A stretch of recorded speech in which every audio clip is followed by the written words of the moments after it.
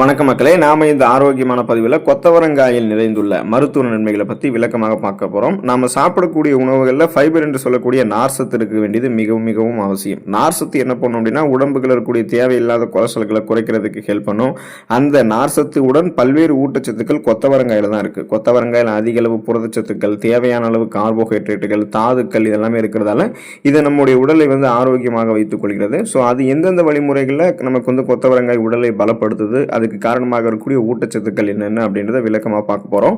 அதை பற்றி பார்க்குறதுக்கு முன்னாடி இந்த வீடியோவுக்கு மட்டும் ஒரு லைக் கொடுத்துட்டு இந்த தகவலை உங்களுக்கு தெரிஞ்சவங்களுக்கும் ஷேர் பண்ணிவிடுங்க. ஏன்னா இது அவங்களுக்கும் பயனுள்ளதாக இருக்கக்கூடிய ஒரு ஆரோக்கியமான பதிவு தான்.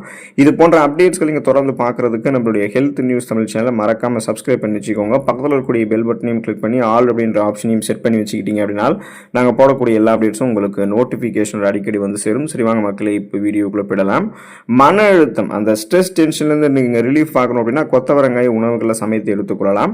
பரபரப்பான வாழ்க்கை முறை, எதிலுமே அவசரப்படக்கூடிய தன்மை இதெல்லாம் அதிகமாக இருக்கும்போது சிலருக்கு பதற்றம், மன அழுத்தம், நரம்பு சார்ந்த கோளாறுகள், தூக்கமின்மை போன்ற பிரச்சனைகள்லாம் அதிகம் ஏற்படுதுங்க இல்லையா?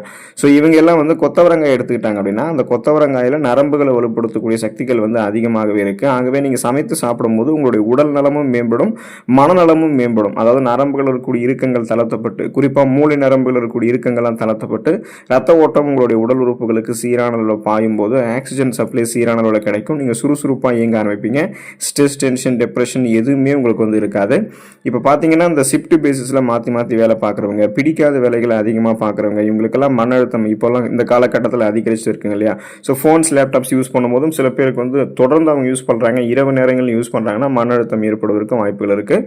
அந்த மாதிரி பிரச்சனையெல்லாம் எதுவும் இல்லாமல் ஆரோக்கியமாக மன அழுத்தத்தை நீங்கள் நீக்கிக் கொள்ளணும் அப்படின்னா தொடர்ந்து கொத்தவரங்காய் உணவுகளை சேர்த்துக்கொள்ளுங்கள். இதயம் ஆரோக்கியமாக இருக்கிறதுக்கு கொத்தவரங்காய் எடுத்துக்கொள்ளலாம். இதய நோய்கள் மற்றும் இதய சம்பந்தமான பாதிப்புகள் ஏதாவது உங்களுக்கு இருக்குது அப்படின்னா நீங்கள் இயற்கை உணவுகளான பழங்கள் மற்றும் காய்கறிகளை அதிகமாக எடுத்துக்கொள்ள வேண்டியது அவசியம் அப்படின்றத புரிஞ்சுக்கோங்க.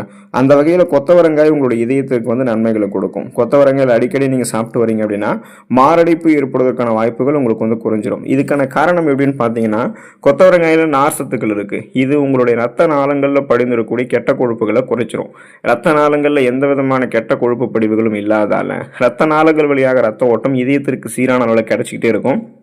இதயத்திற்கு வேண்டிய ரத்த ஓட்டம் சீரான அளவில் கிடைக்கிறதால மாரடைப்பு, பக்கவாதம், இதய தமனிகளில் வீக்கம் ஏற்படுவது, இதய தசைகள் வலுவிழுந்து போவதில் போன்ற எந்த விதமான பக்க விளைவுகளும் ஏற்படாது.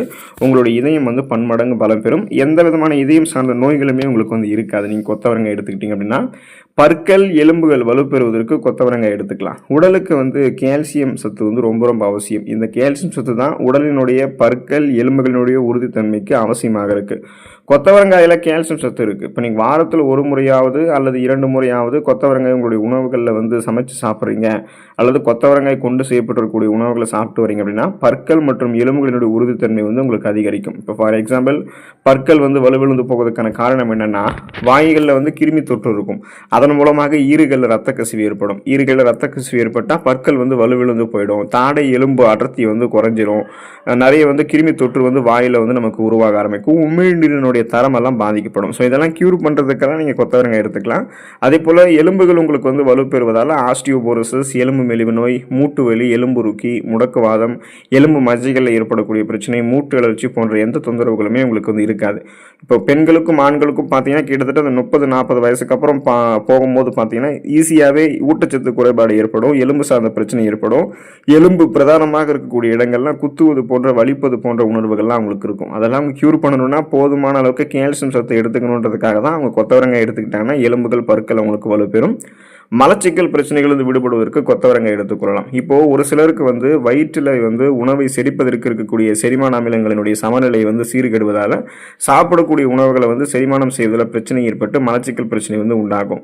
கொத்தவரங்காயில் ஃபைபர் என்று சொல்லக்கூடிய நார் சத்து அதிகம் இருக்கு. ஸோ இப்படிப்பட்டவங்களாம் தினமும் தங்களுடைய உணவுகளில் கொத்தவரங்காயை பொரியலாகவோ கூட்டாகவோ எப்படியாகவோ சேர்த்துட்டு இருக்காங்க அப்படின்னா அந்த மலக்குடல்களில் மலம் இறுகி போகக்கூடிய மலச்சிக்கல் பிரச்சனை தீர்ந்துவிடும். மலக்குடல்கள் இருக்கக்கூடிய அந்த மலம் எளிமையாக உங்களுக்கு வெளியேற்றப்படும். ஸோ உங்களுக்கு நீங்கள் உணவுகள் சாப்பிடுவீங்க, உணவுகள் செரிமானமாகும். செரிமானமான உணவுகள் ஊட்டச்சத்துக்கள் உறிஞ்சப்பட்டது போக மீதம் இருக்கக்கூடிய கழிவுகள் குடல்கள்லேருந்து வெளியேற்றப்பட்டுவிடும். இதன் மூலமாக அந்த குடல்கள்லேருந்து கழிவுகள் வெளியேறாமல் போகிறதால ஏற்படக்கூடிய சீரற்ற குடல் இயக்கம், மலச்சிக்கல், வயிற்று வலி, வாயு பிரச்சனை, வயிற்று பொறுமல் இது மாதிரி எதுவுமே உங்களுக்கு ஏற்படாது. சரும நலன் பாதுகாக்கப்படுவதற்கு கொத்தவரங்காய் எடுத்துக்கலாம். நமது சருமம் அப்படின்ற அந்த வெளிப்புற தோலுடைய அந்த வெளிப்புற தோல் தான் நமது உடலை பாதுகாப்பதோடு நமக்கு ஒரு விதமான அழகிய தோற்றத்தையும் கொடுக்குது.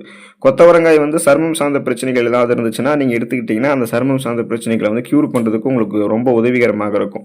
கொத்தவரங்காயில் இருக்கக்கூடிய ஆன்டி ஆக்சிடென்ட்கள், வேதிப்பொருட்கள் இது எல்லாமே நம்மளுடைய இந்த சருமத்தில் இருக்கக்கூடிய சேதமடைந்த திசுக்களை வந்து நீக்கிடும். அதாவது டெட் செல்ஸ் அப்படின்னு சொல்லுவோம். அந்த இறந்த செல்கள், அழுக்குகள், கழிவுகள், கிருமிகள் இது எல்லாத்தையுமே சருமத்திலிருந்து வெளியேற்றுவதால முகத்தில் தோன்றக்கூடிய கரும்புள்ளிகள், கண்களில் அதாவது முகத்தில் தோன்றக்கூடிய பிளாக் பிம்பிள்ஸ், பிளாக் சர்க்கிள்ஸ், கரும்புள்ளிகள், பருக்கள், கருவளையங்கள் இது மாதிரி நமக்கு எதுவுமே ஏற்படாது. வயதான சுருங்கிய தோலமைப்பு இதெல்லாமே எதுவுமே இருக்காது. அதாவது வெட்டு காயங்கள், சேதங்கள் என எதுவுமே இல்லாமல் ஒரு மின்னக்கூடிய பளபளப்பான மிருதுவான சரும அழகை பராமரித்து கொண்டு சருமத்தை தொடர்ந்து நலமாக பராமரித்துக் கொள்வதற்கெல்லாம் கொத்தவரங்காய் எடுத்துக்கலாம்.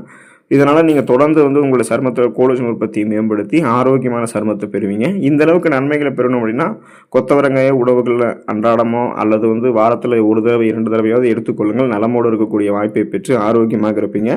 அடுத்த ஆரோக்கியமான பதிவில் மறக்காமல் சந்திப்போம். நன்றி மக்களை.